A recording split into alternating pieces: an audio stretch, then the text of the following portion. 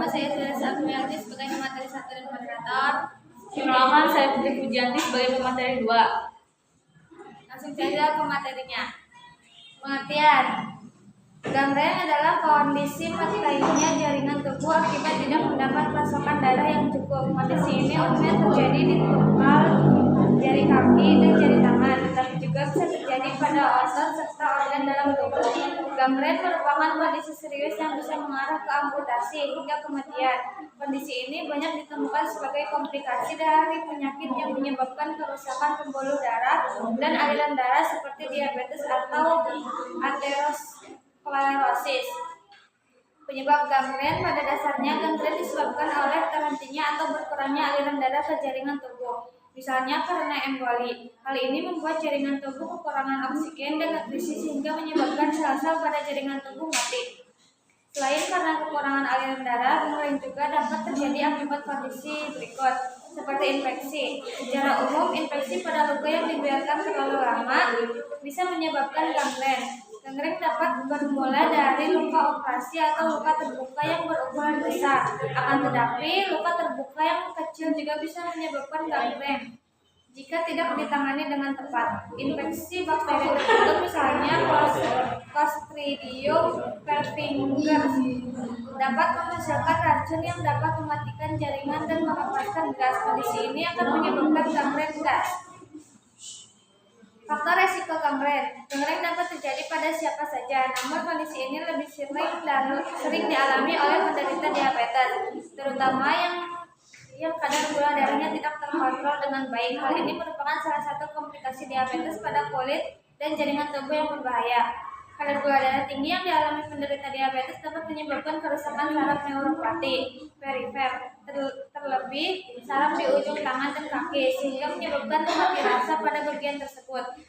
Kondisi ini membuat penderita diabetes rentan mengalami cedera yang tidak disadari sehingga berisiko terinfeksi dan berkembang menjadi gangren. Selain menderita diabetes, beberapa faktor yang juga dapat meningkatkan risiko seseorang mengalami gangren adalah 1. Merokok, 2. Menderita penyakit pembuluh darah seperti penyakit arteri perifer, aterosklerosis, dan sindrom Raynaud, 3. Mengalami berat badan berlebih atau obesitas, 4. Memiliki daya tahan tubuh yang lemah akibat menderita kondisi tertentu seperti HIV/AIDS atau menjalani pengobatan seperti kemoterapi, 5. Menjalani operasi, 6. Mengonsumsi minuman beralkohol secara berlebihan dalam jangka panjang, 7. Menyalahgunakan NAPZA berbentuk suntik. Gejala gangren. Gejala gangren sangat beragam, tergantung pada penyebab yang mendasarinya. Gangren bisa menyerang bagian tubuh manapun, tetapi umumnya terjadi pada kaki atau tangan. Gejala gangren dapat dibagi menjadi gangren eksternal dan internal. Gejala gangren eksternal terlihat di permukaan kulit, sedangkan gejala gangren internal terjadi di dalam tubuh. Gangren eksternal karena kekurangan pasokan darah. Kulit dapat mengalami gejala-gejala umum seperti kulit terasa dingin bila disentuh, kulit menipis atau menegang atau berkilau, kulit di area yang terkena menggelap bahkan menghitam, kulit mengalami kerontokan rambut, nyeri hebat atau mati rasa. Sementara berdasarkan penampakannya, gangren eksternal bisa dibagi lagi menjadi beberapa jenis, yaitu gangren kering. Gangren kering ditandai dengan kulit yang kering dan mengerut. Warna kulit juga berubah menjadi coklat, ungu, dan hitam. Gejala terjadi secara perlahan dan jarang menimbulkan infeksi.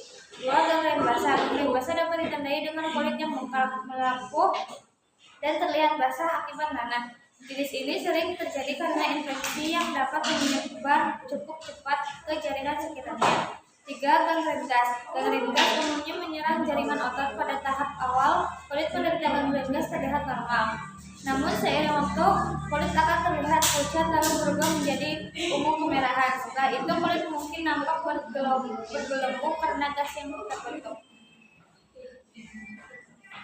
Diagnosis gangren.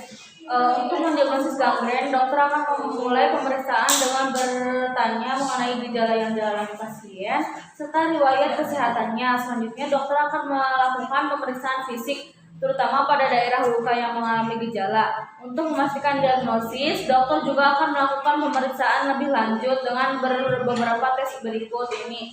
Yang pertama, tes darah untuk mendeteksi terjadinya infeksi dengan melihat jumlah sel darah putih atau memeriksa adanya bakteri di dalam darah. Yang kedua, kultur cairan dan jaringan untuk mengetahui jenis bakteri yang terjadi pada gangren. Yang ketiga, pemindaian dengan foto ronsen atau CT scan atau MRI untuk melihat kondisi organ dalam serta mengetahui sejauh mana gangren menyebar. Yang keempat, operasi untuk mengetahui dengan lebih jelas seberapa luas penyebab gangren pada tubuh. Pengobatan gangren. Pengobatan gangren dilakukan dengan mengangkat jaringan mati untuk mencegah gangren dan infeksi meluas. Beberapa metode yang dapat diberikan adalah operasi. Jenis operasi yang dilakukan tergantung pada jenis gangren dan keparahannya. Seperti yang pertama, debrideman. Operasi ini bertujuan untuk mengangkat jaringan yang mati sehingga penyebaran gangren bisa dicegah dan jaringan sehat di sekitarnya pulih. Yang kedua, pencangkokan kulit atau operasi rekonstruksi. Operasi ini dilakukan untuk memperbaiki kulit yang rusak. Yang ketiga, amputasi. Operasi ini dilakukan pada kasus gangren yang sudah parah. Amputasi dilakukan dengan cara mengangkat bagian tubuh yang terserang gangren. Komplikasi gangren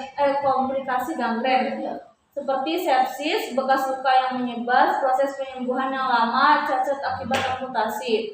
Pencegahan gangren. Yang pertama, pastikan untuk selalu memperhatikan kondisi kaki guna mendeteksi luka atau tanda infeksi. Yang kedua, turunkan berat badan jika berat badan Anda berlebih. Yang keempat, cegah infeksi dengan selalu membersihkan luka terbuka dengan air.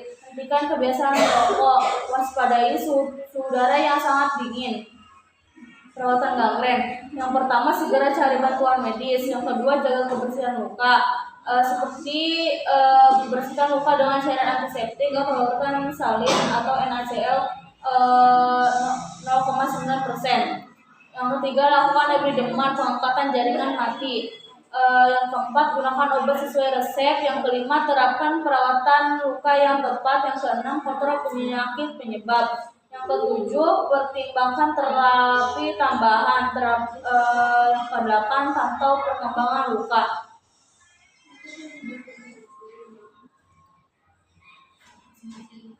Presentasi dari kami sudah selesai. Selanjutnya kami membuka sesi tanya jawab. Apakah ada yang ingin ditanyakan? Ada.